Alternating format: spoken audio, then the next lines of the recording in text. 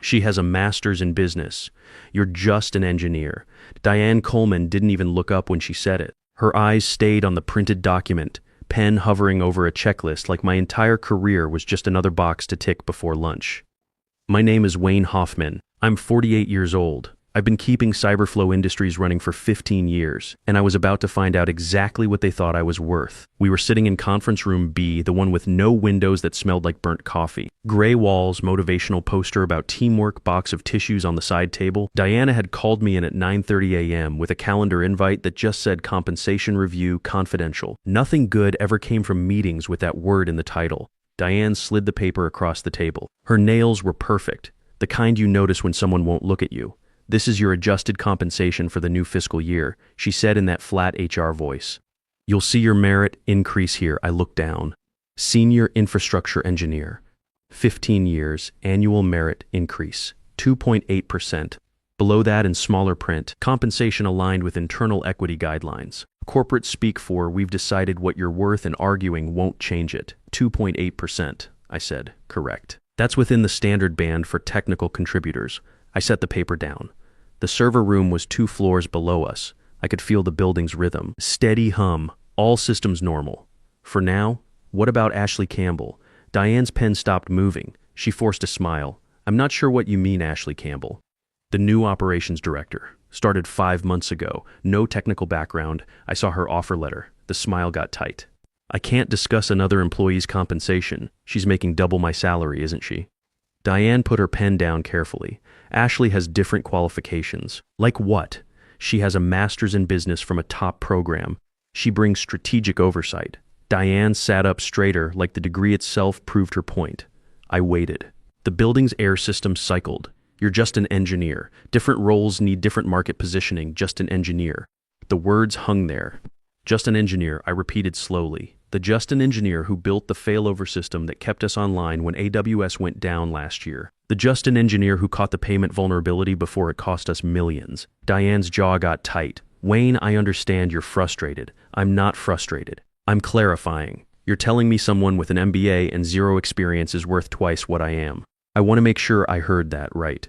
She folded her hands. "Professional, cold, unmoved. We benchmark against market data, leadership roles command higher salaries, education matters, credentials matter, more than keeping the systems running, apparently. Know your place," she said. "Know your place." There it was, not dressed up anymore. I looked at her, at the checklist, at the paper with my name, and a number that said what 15 years of my life was worth to Cyberflow. I reached into my bag. Diane tensed like I might pull out a lawyer's card. Instead, I took out a folded piece of paper and put it on top of her document. Clean white paper, already signed. My resignation letter. Effective immediately, her face went pale as she read it. "Wayne," she started, "I sent a copy to your inbox at 9:47 a.m. You'll see it when you check, along with copies to my manager and Richard Garrett." She blinked at the signature, at the date, at words that couldn't be taken back. "You don't have to do this right now. This is a big step. Talk to your manager, sleep on it. We can revisit the numbers. I've been sleeping on it for 15 years. This is me waking up." I stood up. "You told me to know my place. So I do, and it's not here." I picked up my bag and walked out, leaving the resignation letter on the table. By 9:50 a.m., my badge was flagged. By 9:55 a.m., my system access was cut across 12 production environments.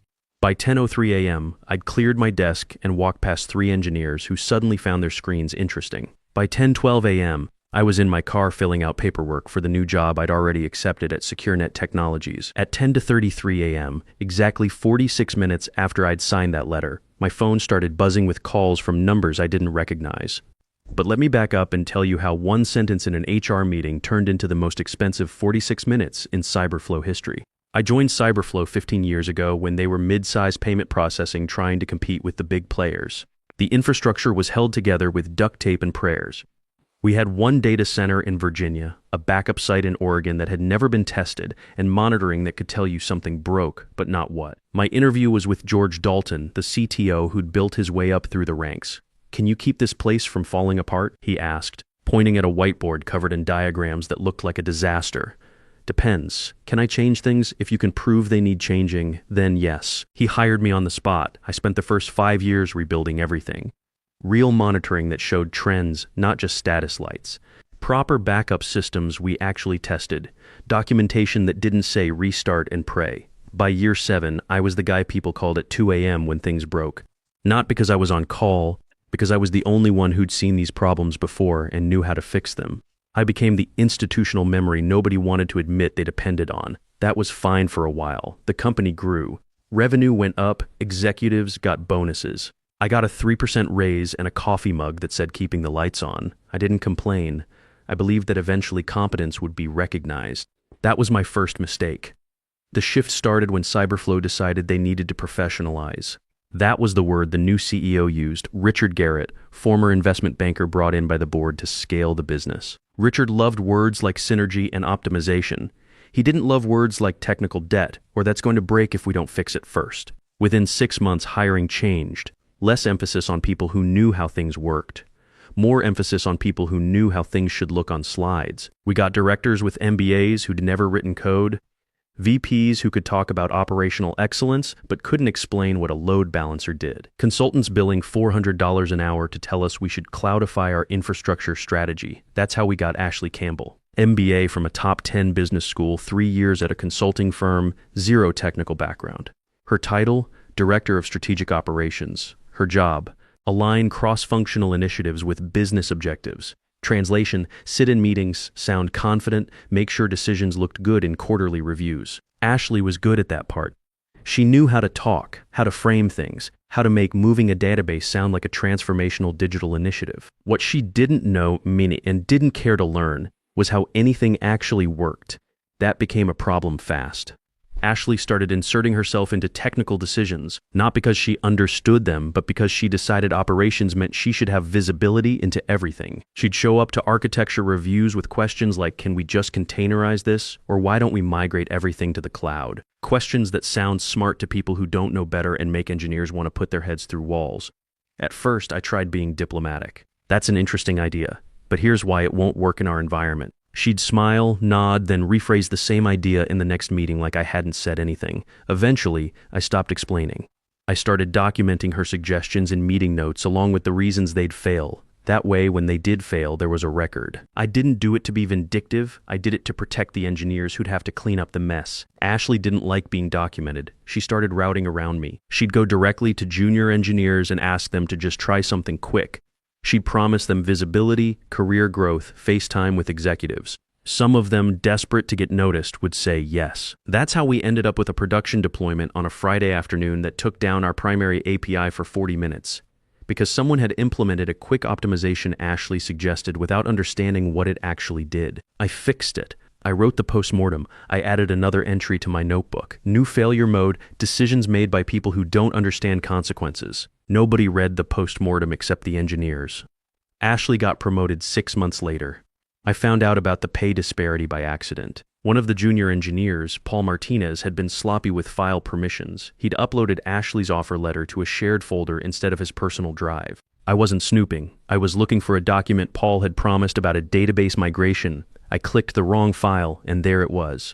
Director of Strategic Operations, Ashley Campbell, base salary, $178,000, signing bonus, $20,000 annual bonus target, 25%.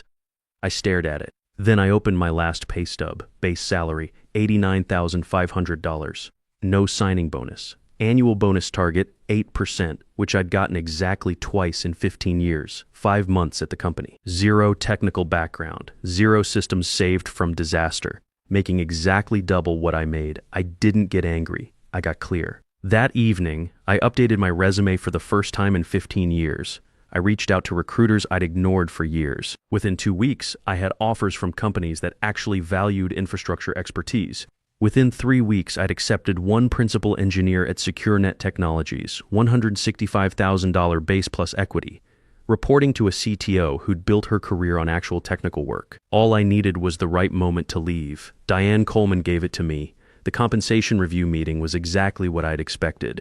Another insulting raise and the expectation that I'd be grateful. When she slid that paper across the table and I saw 2.8% merit increase, I wasn't surprised.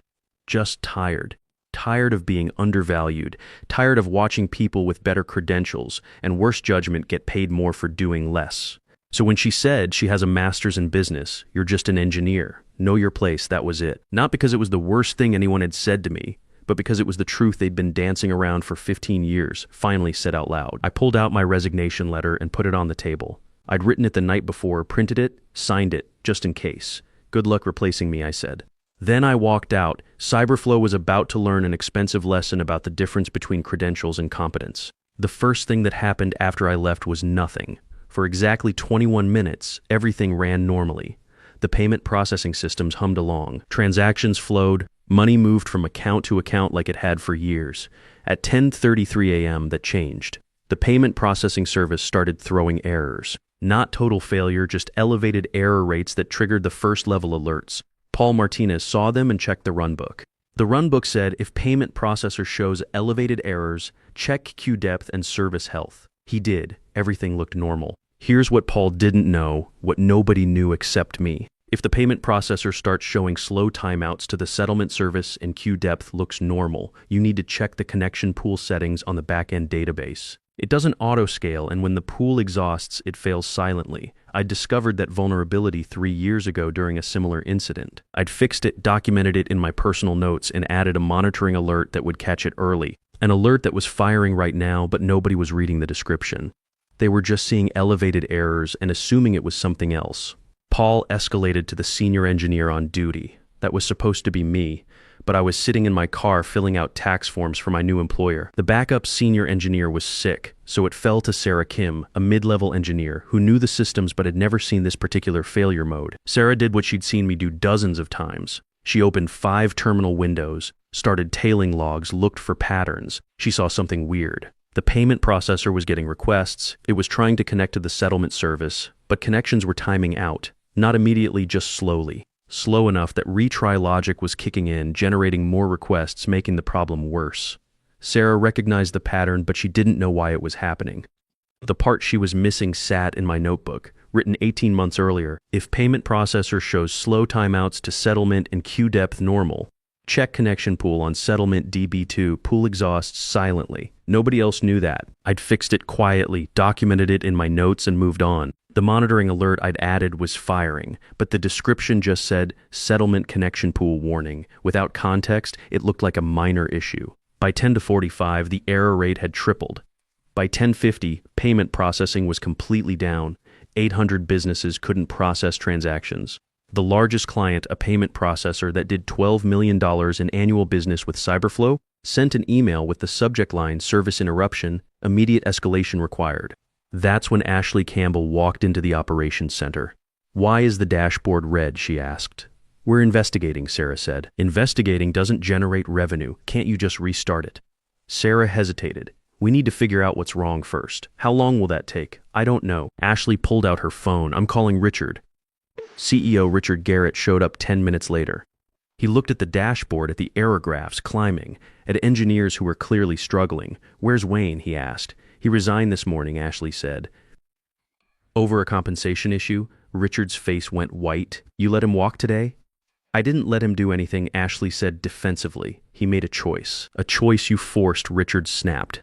Then he left to come to my apartment, which is when I closed the door in his face. While Richard was driving to my house, the situation got worse. By 1100, clients were calling every few minutes. The stock price started dropping.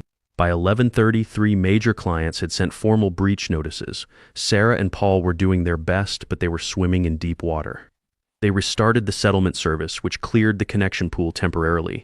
Payment processing came back online for about 20 minutes. Then it crashed again, harder this time because the restart had flushed a bunch of queued transactions all at once, and the downstream systems couldn't handle the spike. Now they had 2 problems instead of 1. We need to call Wayne, Paul said. He's not going to answer, Sarah replied. Would you? We need to try something. Ashley overheard this. Absolutely not.